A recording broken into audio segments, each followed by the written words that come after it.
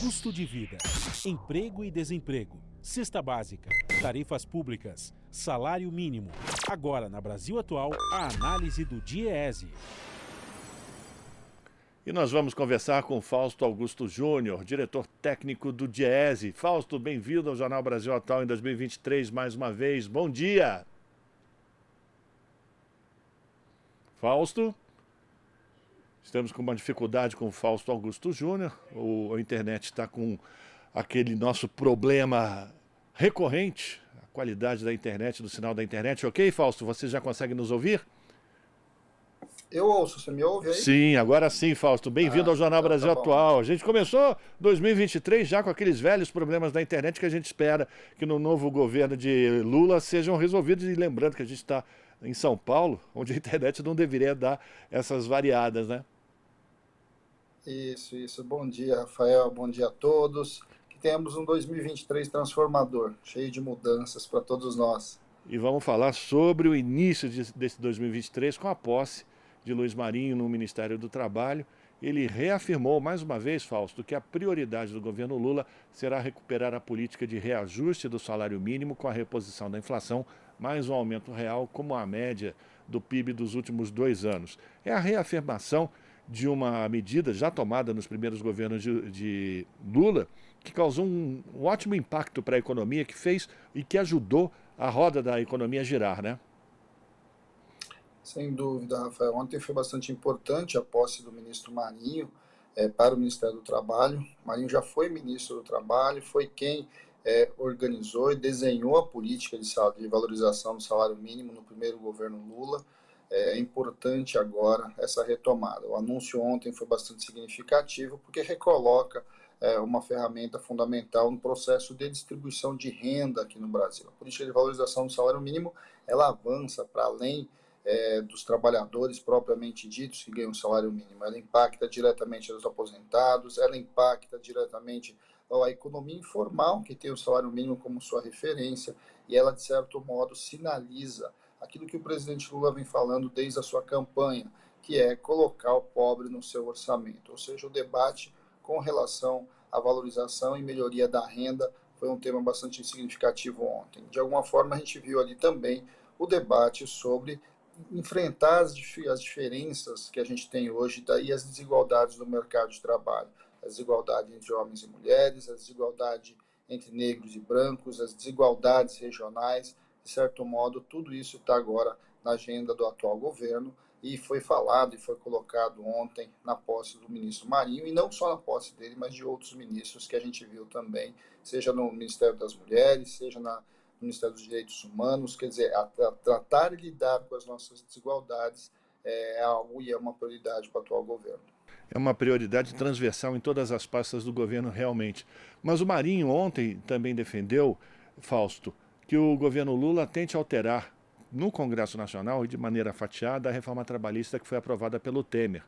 Entre as mudanças propostas estão pontos como a volta da homologação trabalhista, que é quando o processo de demissão é acompanhado por sindicatos e órgãos estatais antes de ser formalizado, o retorno da ultraatividade, que consiste na prolongação dos efeitos de uma norma, no caso de uma convenção, um acordo coletivo de trabalho, para além do prazo da sua vigência, além de novas regras no trabalho intermitente, com um mínimo de horas diárias a serem contratadas para empresas, e a regulamentação dos trabalhadores por aplicativo.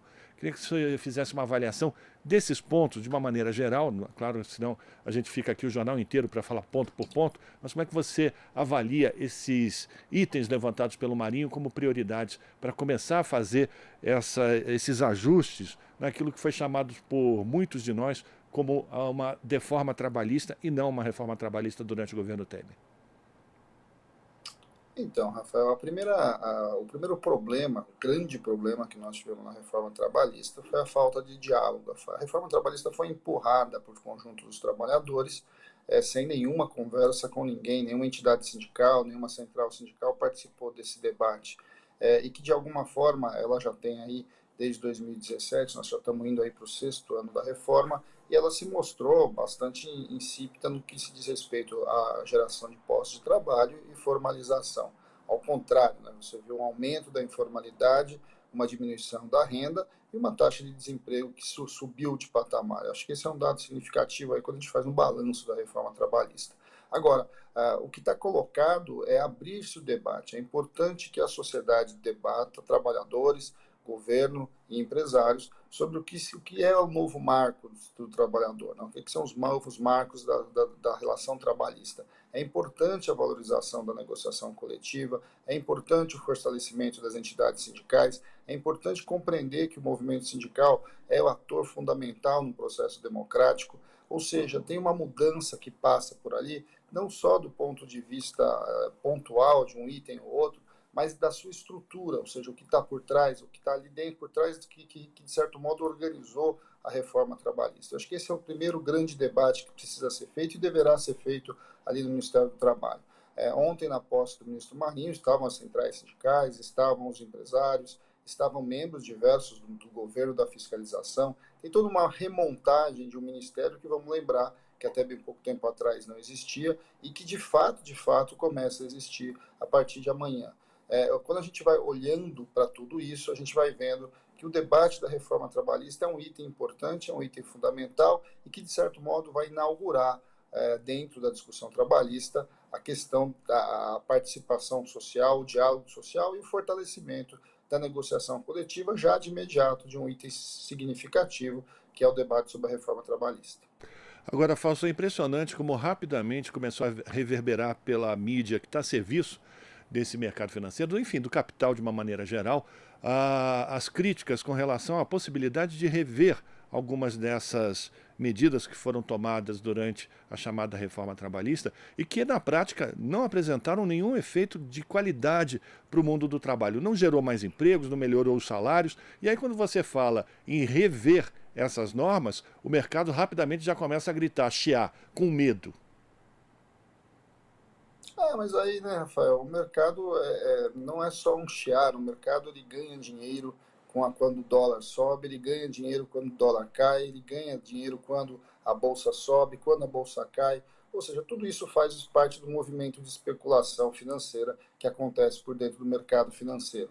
E muitas vezes, inclusive, a gente tem ouvido aí muitos analistas, poucos de fato têm ali razão efetiva para aquilo que está se falando. Então, se falar que vai se manter a política ali de desoneração dos combustíveis por 2 meses, como se isso fosse criar o grande rombo, isso fosse dificultar as contas públicas. Ao contrário, na verdade, o que está se falando é que você precisa de tempo para você, inclusive, apresentar uma nova política de preços.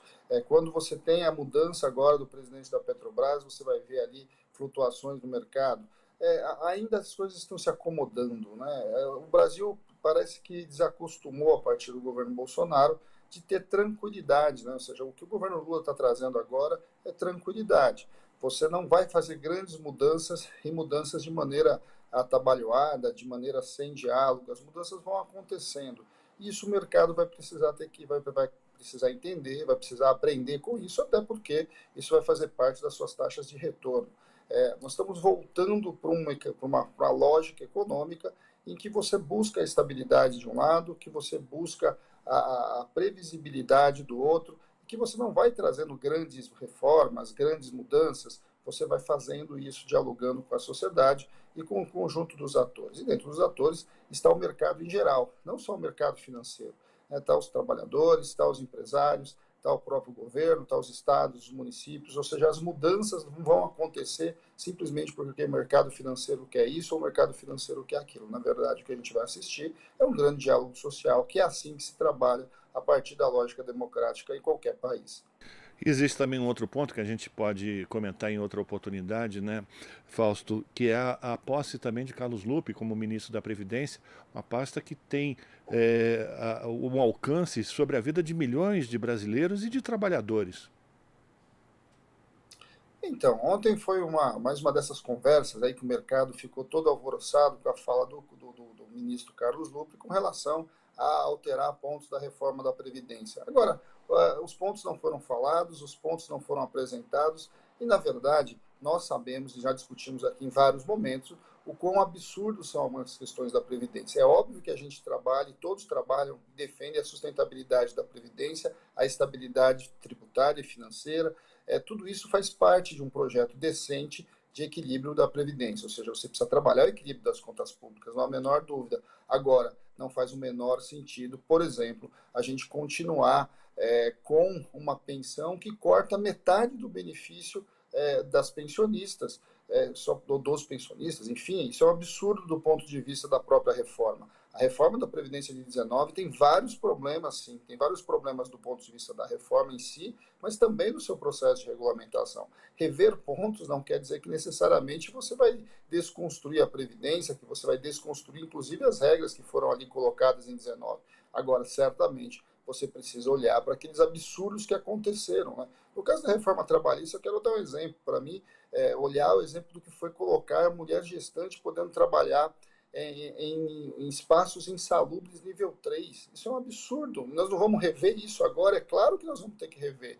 A questão das pensionistas, no caso da Previdência, é algo que precisa sim ser revisto. Não é possível você cortar o benefício de uma pessoa a metade, como aconteceu a partir da reforma de 19, no caso das pensões. Isso são só exemplos que precisam sim ser atualizados. Agora, isso não quer dizer que você vai reconstruir tudo, que você simplesmente vai apagar as duas reformas. Ao contrário, elas precisam ser discutidas, elas precisam voltar para a mesa e agora de uma maneira democrática, em que todos os atores participem e não simplesmente você empurrar de cima para baixo a partir da lógica do mercado financeiro.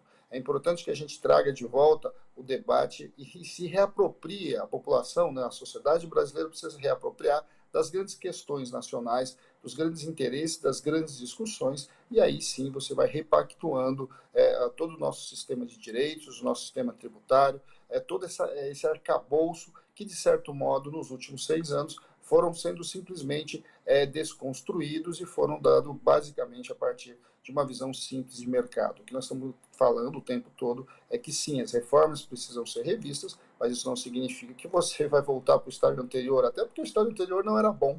Nós precisamos chegar num lugar melhor, num lugar que garanta direitos sociais de um lado, mas garanta a estabilidade tributária, a estabilidade financeira, a estabilidade fiscal de outro, que eu acho que é um pouco o caminho que está sendo apresentado pelos ministros que vão tomando posse. Agora, o mercado gosta de criar ali as suas instabilidades, porque, afinal de contas, essas instabilidades geram efetivamente lucros para alguns que estão se aproveitando desses momentos.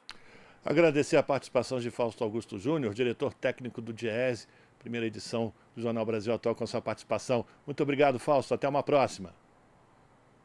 Eu que agradeço, Rafael. Até uma próxima e que 2023 traga os bons ares aí da mudança para todos nós. Um grande abraço, Rafael. Um abraço. Conversamos com Fausto Augusto Júnior aqui no Jornal Brasil Atual. Estamos apresentando Jornal Brasil Atual. As notícias que os outros não dão.